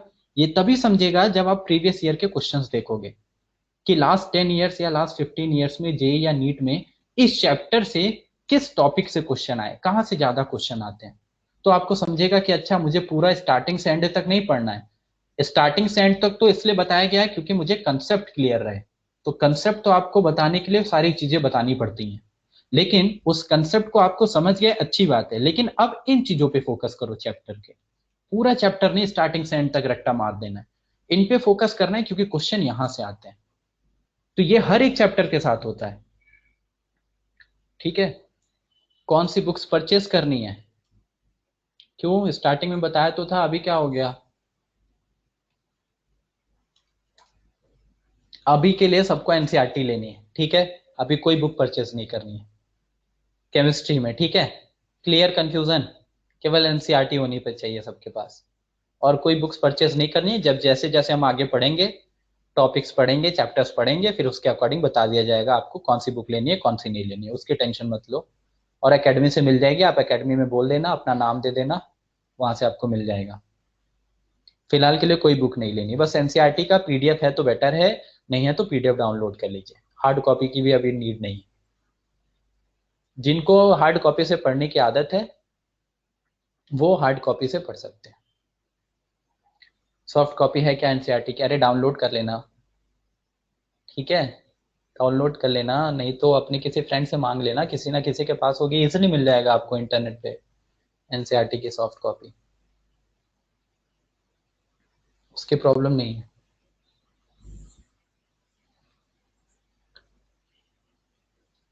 तो अभी जितनी चीजें बताई अभी लास्ट 1 घंटा लेक्चर दिया, कुछ समझा क्या कि सब उड़ गया दिमाग से?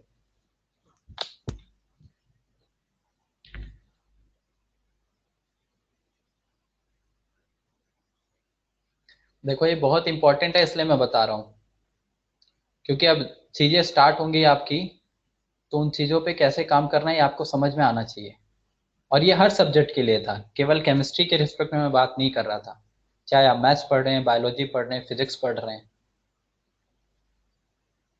और हर एक सब्जेक्ट के हर एक चैप्टर के साथ है ऐसा, हर एक चैप्टर के साथ। तो किस चैप्टर में क्या पॉइंट इंपॉर्टेंट है, कहाँ से ज्यादा क्वेश्चंस आते हैं, किस पे फोकस करना है, ये अंडरस्टैंडिंग आपको डेवलप करनी पड़ेगी। मैं ये नहीं बोल रहा हूँ टीचर नहीं बताएगा, टीचर जब पढ़ाएगा तो वो बताएगा भी कि देखो यहाँ से प्रीवियस ईयर का ये क्वेश्चन आया था, इसको सॉल्व करो, ये पार्ट इस चैप्टर का इंपॉर्टेंट है, ये सॉल्व करो। बट आपके अंडरस्टैंडिंग डेवलप होना बहुत इंपॉर्टेंट है। जब तक तुम्हारी अंडरस्टैंडिंग डेवलप नहीं होगी तब तक तुमको कॉन्फिडेंस नहीं आएगा, और कॉन्फिडेंस नहीं आया अगर तो फिर एग्जाम क्वालिफाई नहीं होते। सबसे पूरा का पूरा जितना हम ये मगजमारी कर रहे हैं ना, सारी की सारी बस इसलिए है कि आपको कॉन्फिडेंस आना चाहिए। इसलिए मैंने बोला स्टार्टिंग में मार्क्स मैटर नहीं करते। आप जब काम करना स्टार्ट करोगे तो मार्क्स इसीलिए इंक्रीज होता है क्योंकि आपको कॉन्फिडेंस आता है कि अब मैं सही डायरेक्शन में काम कर रहा हूँ। How many notebooks we have to make? अरे ये क्या सवाल है यार। नोटबुक जितना माने बना लो, नहीं माने मत बनाओ। ऐसा भी करना है, नहीं बनाना है? नोटबुक तो बनानी पड़ेगी ना। अभी ये कौन सा है नोटबुक कितनी बनेगी, वो डिपेंड करेगा। किसी चैप्टर में एक एक नोटबुक लग जाती है, किसी चैप्टर में दो तीन नोटबुक लगती है, और सब्जेक्ट वाइज तो अलग अलग ही बनेगी ना सारी नोटबुक्स। ऑर्गेनिक के अलग, इनऑर्गेनिक, फिजिकल, फिजिक्स अलग। अभी नोटबुक थोड़ी काउंट करते बैठेंगे। ये सब फालतू की चीजों पे फोकस मत करिए, नोटबुक कितनी बनानी है, क्या करना है, वो सब जैसे जैसे पढ़ेंगे बनता जाएगा। आपको ये बस समझ में आना चाहिए कि अभी बस आपको ये समझना है कि आप यहाँ पे क्यों आए हो, किस प्रिपरेशन के लिए आए हो, उसका कंपटीशन लेवल कैसा है। अब कंपटीशन लेवल बिना समझे हम बैठे रहते हैं तो इसलिए प्रॉब्लम होता है। अब लास्ट ईयर नीट और जेई का अगर आपको पता हो तो ऑलमोस्ट 10 to 12 लाख स्टूडेंट हर साल रहते हैं, मतलब ऑन एवरेज बात कर लो, चाहे जेई की बात करो या नीट की, दोनों में ही। मतलब जो फाइनली अपियर होते हैं एग्जाम में। अब रजिस्ट्रेशन तो कभी कभी 15 लाख तक पहुंच जाता है।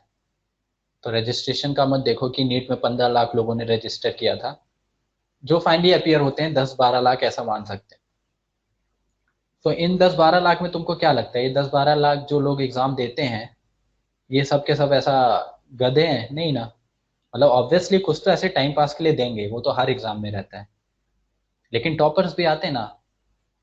और आपको पता है इंडिया का ट्रेंड, इंडिया में मैक्सिमम ट्रेंड इंजीनियरिंग डॉक्टरी का है। तो पेरेंट्स का भी यही रहता है। बहुत कम पेरेंट्स होते हैं जो अपने बच्चों को ऐसा कॉमर्स या जो भी दूसरी आर्ट्स वार्ट्स के फील्ड है उसमें लेके जाते हैं। अब इतनी बड़ी पॉपुलेशन है, उसमें इतने बच्चे बैठते हैं, जिसमें तुमको क्या लगता है जो 10-12 लाख हैं, इसमें स्टार्टिंग के तुम 3-4 लाख बच्चे अगर देख लोगे तो सब टॉपर्स हैं। 3-4 लाख बच्चे अगर उठा के देखोगे ना तो ये टॉपर्स ही रहते हैं। कोई सीबीएसई के टॉपर्स हो गए, तो कोई अपने स्टेट बोर्ड का टॉपर होता है। अब हर स्टेट बोर्ड के टॉपर्स को अगर आप कंसीडर कर लो, सीबीएसई के टॉपर्स को कंसीडर कर लो, तो 3-4 लाख से भी ज्यादा निकल जाएगा। लेकिन ये है कि जो ऐसा तो है नहीं सारे के सारे टॉपर्स यही करने आते हैं, कुछ टॉपर डिफरेंट फील्ड को ऑप्ट करते हैं। लेकिन फिर भी मैं ये बोल रहा हूँ कि ऑन एवरेज आप निकालोगे, एनालिसिस करोगे तो आपको दिख जाएगा कि 3-4 लाख लोग तो ऐसे ही हैं जो टॉपर्स हैं। कोई अपने स्कूल का टॉपर है, तो कोई अपने स्टेट बोर्ड का टॉपर है, कोई अपने डिस्ट्रिक्ट का टॉपर है। तो इस तरीके से टॉपर्स हैं। अभी इन टॉपर्स में आपको क्वालिफाई करना है, और सीट्स हैं आपके पास वही 40,000 के अराउंड ऑन एवरेज अगर बोल दी जाए, 40,000 सीट्स। चाहे एमबीबीएस की बात कर लें, गवर्नमेंट कॉलेजेस मिला के ऑल ओवर इंडिया, तो ऑलमोस्ट 40,000 तक पहुंच जाता है। और अगर जेई मेंस के रिस्पेक्ट में बात कर लें तो इंजीनियरिंग के कॉलेज में 40,000 रैंक तक आपको मतलब सीट मिल जाती है। वो अलग बात है बहुत अच्छा कॉलेज ना मिले। अब एनआईटी श्रीनगर भेज देगा किसी को तो बहुत कम लोग होते हैं जो पहुंच जाएंगे, आधे तो ऐसे टेररिज्म के डर से भाग आते हैं। तो वैसी चीजें ऑप्ट नहीं करेगा। कोई साउथ में नहीं जाना चाहता तो कोई ईस्ट इंडिया की तरफ अगर उधर भेज दे रहा है तो वहां नहीं जाएगा कि मुझे अरुणाचल नहीं जाना, यहाँ नहीं जाना, वहां नहीं जाना। तो क्योंकि वो कॉलेजेस हैं तो बहुत अच्छी सीट और बहुत अच्छी ब्रांचेस, मतलब ऐसा नहीं कि उनका पैकेज और बहुत अच्छी चीजें हों। तो कुछ ही फेमस एनआईटीज हैं और आईआईटीज हैं, तो उनको काउंट करोगे तो सीट और कम हो जाती है, लेकिन ओवरऑल काउंट करेंगे तो आप इतनी सीट है। मैं ये बात कर रहा हूँ 3-4 लाख जो टॉपर्स रहेंगे, उन टॉपर्स में 40,000 सीट्स में आपको एग्जाम क्वालिफाई करना है। और यहाँ तो जरूरी नहीं कि आप अपने स्कूल के भी टॉपर हों, है ना। ऑब्वियस सी बात है, जितने लोग यहाँ प्रेजेंट है वो 100 हैं ऑलमोस्ट क्लास में, जो 106, तो सबके सब तो टॉपर हो नहीं सकते। बट इसका मतलब ये नहीं कि अब हम एग्ज़ाम क्वालिफाई नहीं कर सकते, बिल्कुल कर सकते हैं। 75%, 70% उन लोगों ने भी एग्ज़ाम क्वालिफाई किए हैं, तो उसका इससे कोई रिलेशन नहीं है कि टॉपर्स के साथ हैं तो हम एग्ज़ाम क्वालिफाई नहीं कर सकते। पॉइंट ये है कि कंपटीशन क्या है ये आपको समझना चाहिए, ये आपके दिमाग में होना चाहिए। जब भी आप प्रिपरेशन कर रहे हो तो आपके दिमाग में ये होना चाहिए कि कितने लोगों के साथ आपका कंपटीशन है, कितनी सीट्स हैं और कैसे क्वालिफाई करना है। अब पता चला तुम ये सोच के बैठे हो कि मैं बारामती में, मैं वीपी कॉलेज में पढ़ता था और यहाँ पे तो मैं टॉप किया हूँ 10th में, तो मैं एग्ज़ाम क्वालिफाई कर लूंगा, तो ऐसा बिल्कुल नहीं है। बारामती में कितने बच्चे होंगे? 500,000 मैक्सिमम, मतलब हर स्कूल के मिला लें तो ये बारामती के लेवल का कंपटीशन, इंडिया लेवल का कंपटीशन हम करने जा रहे हैं। और इंडिया की पॉपुलेशन आपको पता है, तो उसके हिसाब से अगर आप निकालोगे तो आपको अपने आप आइडिया लग जाएगा कि आपका कंपटीशन किसके साथ है। और ये चीज आपको होनी चाहिए, मतलब समझ होनी चाहिए। आपके दिमाग में जब तक ये पॉइंट नहीं है तब तक आप क्या करते हो, नॉर्मल एकदम चिल। तो हमारी वो नेटफ्लिक्स एंड चिल वाला सीन चलता रहता है कि हाँ बस ऐसा चिल चल रहा है, क्लास में टॉप कर रहे हैं, सब सही है, सब हो जाएगा। तो उससे मतलब नहीं, आपको ये समझ में आना चाहिए कंपटीशन किसके साथ है और उसके लेवल पे आपको तैयारी कैसी करनी है, तब आप ये एग्जाम क्वालिफाई कर पाएंगे। तो ये चीजों की अंडरस्टैंडिंग होनी बहुत इंपॉर्टेंट है।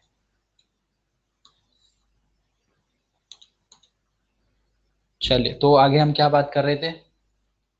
हाँ, तो ये चीजें तो मैंने आपको समझा दी। तो अभी हम पढ़ाई स्टार्ट करेंगे केमिस्ट्री में। तो पहले तो हमें बेसिक चीजों का रिवीजन पढ़ना है जो हमने 9th या 10th में पढ़ी हुई हैं। तो कल से तो हम स्टार्ट करेंगे 10th के चैप्टर्स, एक एक चैप्टर एक एक दिन में कवर करेंगे। तो कितने 5 चैप्टर्स थे ना आपके 10th में केमिस्ट्री में? तो 5 चैप्टर्स 5 डेज में कंप्लीट हो जाएंगे। तो मतलब ये वीक चला जाएगा, आज मंडे तो गया ही, देन नेक्स्ट 5 डेज में 5 चैप्टर हो जाएगा। लाइक पहला चैप्टर कौन सा है? केमिकल रिएक्शन वाला है क्या? Chemical reaction and equation. Okay, तो फर्स्ट चैप्टर तो कल हम सबके पास एनसीईआरटी है तो बेटर है। 10th की तो होगी ना ऑब्वियसली, 10th की बुक बेच थोड़ी दी होगी कि एग्जाम नहीं है तो बेच दो उठा के। हाँ, तो वो तो बुक सबके पास होगी। तो वो केमिकल रिएक्शन वाला जो चैप्टर है, तो सब लोग एनसीईआरटी लेके आना। उसी से मतलब हम डिस्कशन करेंगे, ऐसा नहीं नोट्स वोट्स कुछ बनाने हैं। चैप्टर को एक बार अच्छे से हमें पढ़ना है, क्योंकि कुछ लोगों ने पढ़ा है, कुछ लोगों ने नहीं पढ़ा होगा, पता है एग्जाम कैंसिल हो चुके हैं। अच्छा, पीरियोडिक क्लासिफिकेशन ऑफ एलिमेंट्स है, हाँ तो I think periodic classification of element HSC board वालों के लिए है, जो स्टेट बोर्ड के बच्चे हैं। अब मुझे एग्जैक्टली पता नहीं। और सीबीएसई वालों के लिए तो केमिकल रिएक्शन एंड इक्वेशन, क्योंकि एनसीईआरटी में पहला चैप्टर यही है ना, केमिकल रिएक्शन एंड इक्वेशन। हाँ, तो हम इसके अकॉर्डिंग ही करते हैं, एनसीईआरटी ही करते हैं, ठीक है। एनसीईआरटी करनी है तो जो स्टेट बोर्ड के बच्चे हैं, अगर आपके पास 10th की एनसीईआरटी नहीं है तो आप अपने किसी फ्रेंड को बोल देना, ग्रुप पे शेयर कर देगा। और अभी मैं एक डाउट ग्रुप क्रिएट कर दूंगा केमिस्ट्री का, स्पेसिफिकली केमिस्ट्री का, ठीक है, व्हाट्सएप ग्रुप पे ही, केमिस्ट्री का डाउट ग्रुप। तो उसको सब लोग ज्वाइन कर लीजिएगा, तो वहाँ पे आप ये बुक्स वगैरह शेयर कर सकते हैं। तो जिसके पास पीडीएफ होगा वो शेयर कर देगा और फिर वो सबके पास आ जाएगी एनसीईआरटी। ठीक है, 10th की बात कर रहा हूँ, 10th की एनसीईआरटी की। तो पहला चैप्टर हम ये स्टार्ट करेंगे, केमिकल रिएक्शन एंड इक्वेशंस, और कल ही खत्म भी करना है हमको। तो हम डिस्कशन करेंगे इसका, जिन्होंने पढ़ा है बेटर है, बहुत अच्छे से आता है तो बेटर है, जिन्होंने नहीं पढ़ा है तो उनका रिवीजन हो जाएगा जल्दी जल्दी, क्योंकि ये सारी चीजें अभी आगे यूज होंगी, इसलिए हम इनका रिवाइज कर रहे हैं। एग्जाम भी आपके हुए नहीं है, तो किसने कैसा पढ़ा है कुछ आइडिया है नहीं अभी मुझे। और ये सारे चैप्टर्स का सब यूज होगा 11th 12th में, ऐसा नहीं कि चैप्टर्स का कोई लेना देना नहीं। तो इन चैप्टर्स को हम एक एक करके रिवाइज करेंगे सारा, ठीक है। तो अब उससे पहले कुछ बेसिक चीजों की बात कर ले। तो अब जैसे आपका आता है एटॉमिक नंबर, ये सबसे बेसिक। तो एटॉमिक नंबर अगर एलिमेंट्स की बात करें तो किसको कहाँ तक याद है? एटॉमिक नंबर लाइक जो एलिमेंट्स होते हैं ना हमारे, हाइड्रोजन, हीलियम, लिथियम, बेरिलियम। तो atomic number with atomic mass, sorry, so atomic number with atomic mass कितने नंबर तक याद होगा किसी को? मैक्सिमम, मैक्सिमम बता दो।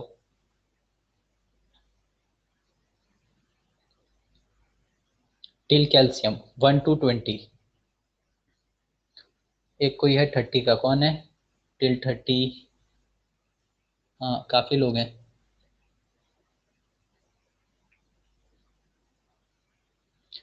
ओके, अनुष्का, जानवी और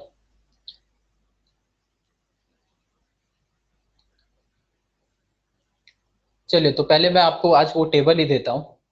वो टेबल ही हम पढ़ते हैं, और वो टेबल में एटॉमिक नंबर, एटॉमिक मास, सबसे बेसिक चीज है ये, और ये हमको याद होनी चाहिए। पूरी केमिस्ट्री में यूज होगा। अगर आपको एलिमेंट का एटॉमिक नंबर, एटॉमिक मास ही नहीं याद है तो फिर वैसे ही नहीं होगा कुछ। तो एटलीस्ट 1 to 20 तक सबको याद होना चाहिए with atomic number and atomic mass. ठीक है, तो अभी आपके पास नोटबुक है तो वो टेबल ही बनाते हैं, आज वही पढ़ते हैं। तो यहाँ एलिमेंट्स रिप्रेजेंट कर देते हैं, एलिमेंट्स। यहाँ रिप्रेजेंटेशन,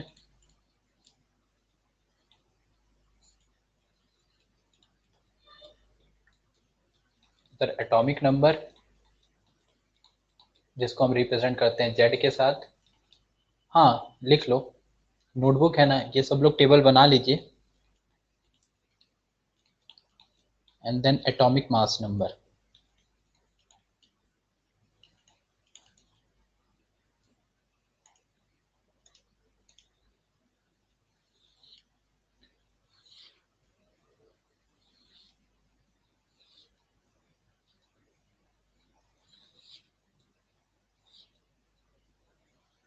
सो फर्स्ट एलिमेंट हमारा क्या है? हाइड्रोजन। तो नोट करते चलिए सब लोग साथ में ही, कुछ भी इसमें समझने वाला नहीं है, बस आप नोट कर लो। रिप्रेजेंट करेंगे कैपिटल एच, एटॉमिक नंबर 1 और एटॉमिक मास नंबर भी 1।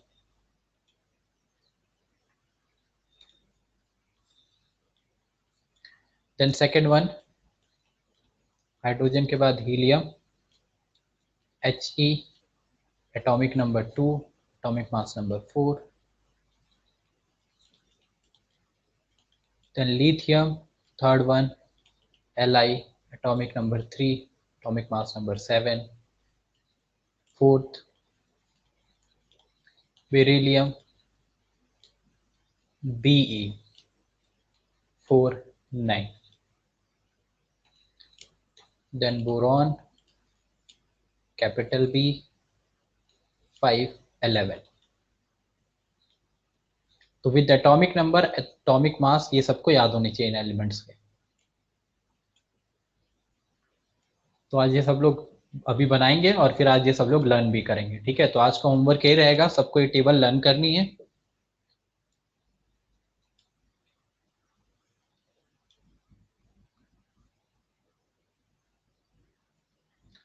डन। स्लाइड चेंज करो। No no, not 50, 1 to 30। Only 1 to 30, 30, not 50।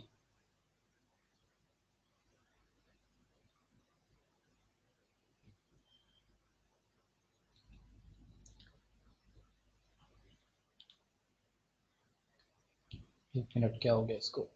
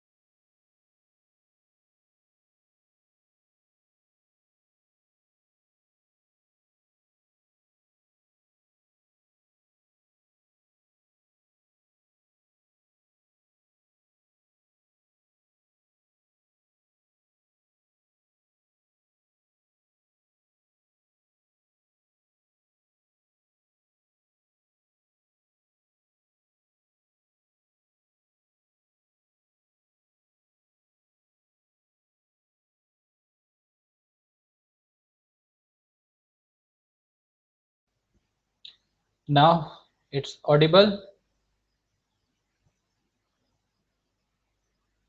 If there was a connection problem. Okay okay okay okay, ठीक है, तो नोट कर लिया सबने। चलिए स्लाइड चेंज करते हैं।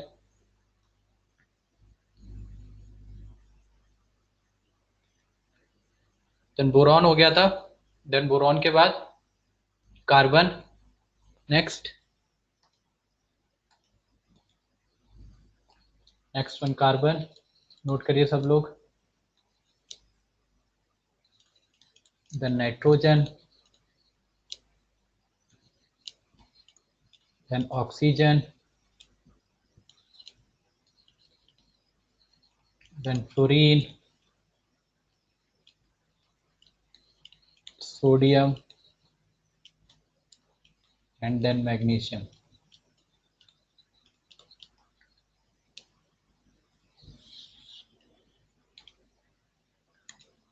तो carbon capital C, capital N. अच्छा, नियॉन छोड़ दिया क्या? Sorry sorry sorry sorry sorry.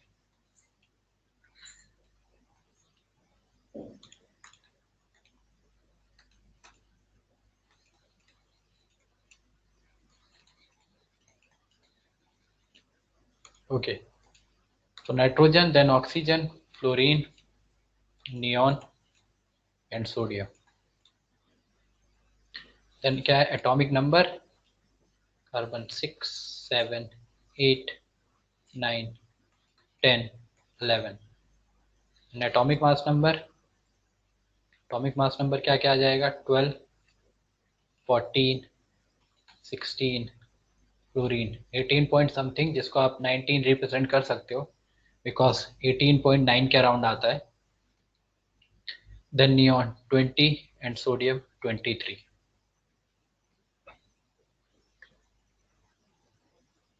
Done.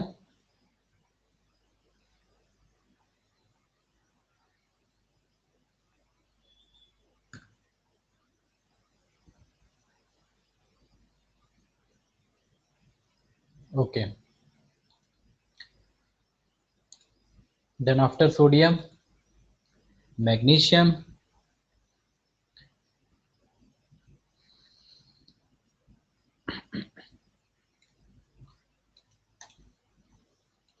No voice. जिसको वॉइस नहीं आ रही रिफ्रेश करिए एक बार या फिर अगेन ज्वाइन करो।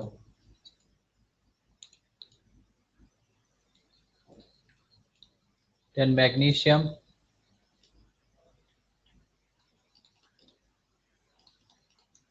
एल्यूमिनियम,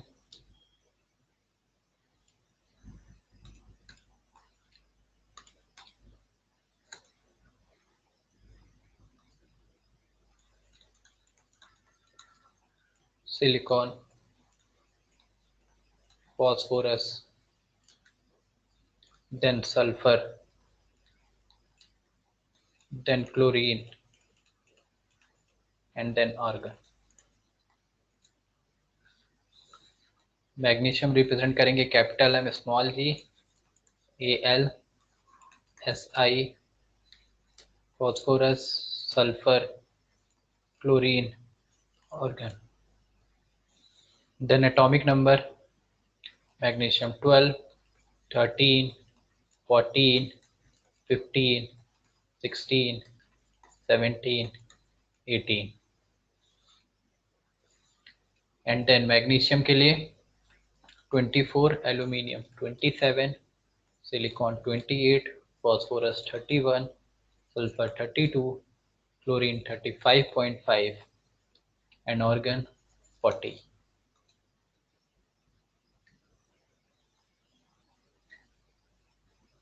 सो ये एटॉमिक मास के साथ इंपॉर्टेंट, एटॉमिक नंबर तो फिर भी काफी लोगों को याद होगा बट एटॉमिक मास नहीं याद रहते हैं, तो ये पूरी टेबल आपको याद करनी है कि फास्फोरस का एटॉमिक मास 31 है, सिलिकॉन का 28 है।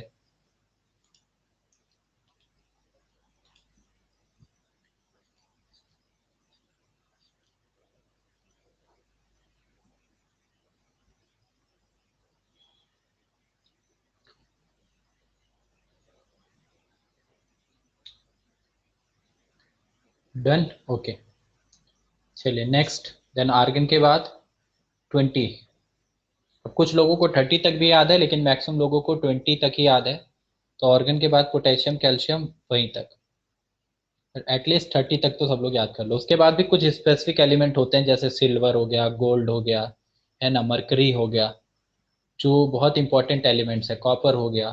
तो इनका एटॉमिक नंबर ये हमें पता होना चाहिए, atomic number, atomic mass number, जो हम ऐसे डेली लाइफ में सुनते हैं। जैसे आयरन हो गया, आयरन इंपॉर्टेंट एलिमेंट है, तो उसका एटॉमिक नंबर तो वो तो चलो 30 के अंदर आ जाता है, कॉपर आ जाता है। लेकिन गोल्ड हो गया, सिल्वर हो गया, ये सब भी हम आगे पढ़ेंगे। हाँ फिलहाल के लिए, हाँ जिंक हो गया, लेड हो गया, ये सब जो ट्रांजिशन मेटल्स में आते हैं। लेकिन एटलीस्ट 1 to 30 तक तो सबको याद होना चाहिए।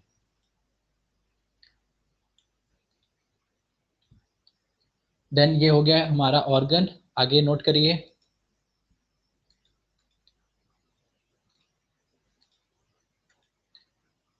स्लाइड चेंज नहीं होता है इसका। तो नेक्स्ट इज पोटेशियम, कैल्शियम। अब ये तो हो गया हमारे 20 तक। अब 21 से स्टार्ट होगा स्कैंडियम से। Scandium, titanium, then vanadium, then next chromium, फिर आ जाएगा मैंगनीज, आयरन, कोबाल्ट। तो मैंगनीज भी लिख लेते हैं।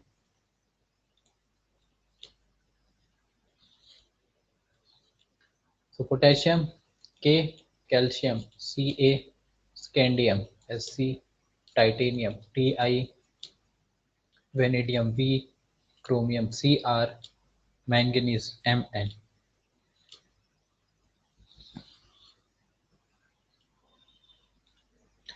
Then atomic number 19, 20, 21, 22, 23, 24, 25। Then atomic mass number: potassium 39, calcium 40, scandium 43.5, scandium 44.5 हो जाएगा, जो कि हम मतलब 44.8 या 44.9 के रिस्पेक्ट में भी दिखाते हैं, तो हम उसको 45 ही कंसीडर करते हैं। तो 45 ही लिख दे रहा हूँ, पॉइंट वाले नहीं लिख रहा हूँ मैं सीधा। वी किसका है? V is the vanadium. Vanadium लिखा है ना।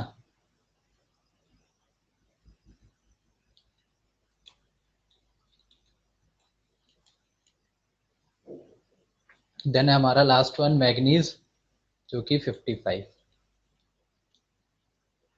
तो ये सीधा मैंने इंटीजर्स में ही आपको लिखवा दिया। हालांकि कुछ जैसे आपने क्लोरीन का भी हमने लिखा था कितना, 35.5। वैसे और भी आपको यहाँ पे फ्रैक्शनल देखने को मिलते हैं, बट वो 0.8 0.9 के अराउंड होते हैं, जिसको आप राउंड ऑफ करके सीधा बोल सकते हो।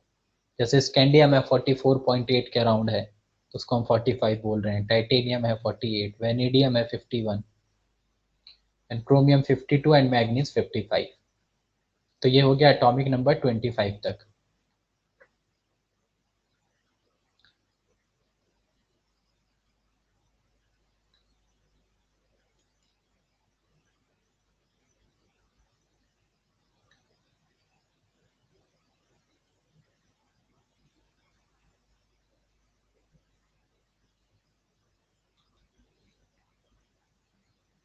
चलिए ये हो गया, तो आगे चलते हैं। मैंगनीज हो गया, देन नेक्स्ट वन, मैंगनीज के बाद आयरन, कोबाल्ट, निकेल, कॉपर,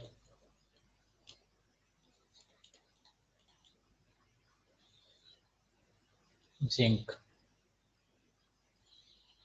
हाँ नोटबुक में ही राइट करना था ना, अभी तक कहाँ नोट कर रहे थे आप।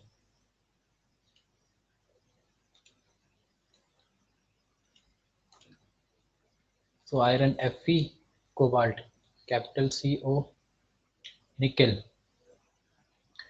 निकेल को कैसे रिप्रेजेंट करेंगे, Ni, copper Cu, zinc Zn। 26, 27, 28, 29, 30। Then atomic mass number iron 56, cobalt हमारा चला जाएगा कितना 59, निकल भी 50। अब इन दोनों का मुझे लिखना पड़ेगा क्योंकि ये दोनों 59 के अराउंड होते हैं, लेकिन जिसमें कोबाल्ट हमारा 58.9 एंड निकल हमारा 58.6 होता है, तो दोनों का 59 ही सेम लिखने से बेटर है, 0.9 0.6 के साथ ही लिख लीजिए। देन कॉपर एंड जिंक, जहाँ कॉपर 63.5 होगा एंड जिंक 65।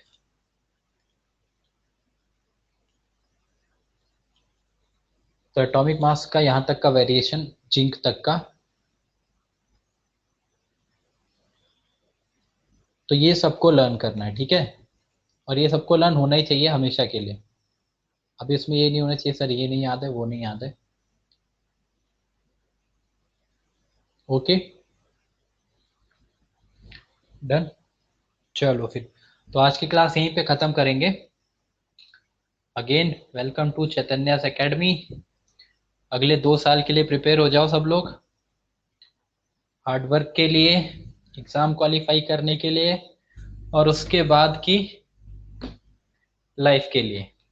जिसको भी इंजीनियरिंग कॉलेज मिलेगा, जिसको मेडिकल कॉलेज मिलेगा, जो भी जो जहाँ भी जाएगा, बट उससे बेटर पहले ये 2 साल, ठीक है। तो अभी मैं ग्रुप क्रिएट कर रहा हूँ, ठीक है, जो आपका मेन ग्रुप है 11th का, सब लोग है ना उस पर, नीट और जेई के सारे स्टूडेंट्स, तो मैं उस पर अभी ग्रुप डाल देता हूँ, डाउट ग्रुप, तो उसको सब लोग ज्वाइन कर लीजिएगा, और फिर उसी पे आप पीडीएफ एनसीईआरटी की शेयर कर देना 10th की, जिसके पास भी है, किसी एक के पास तो होगी, और जिसके पास नहीं है तो वहीं से देख लेगा, ठीक है, और जिसको फिर जो भी डाउट रहेगा हम उसी डाउट ग्रुप पे डिस्कशन करेंगे।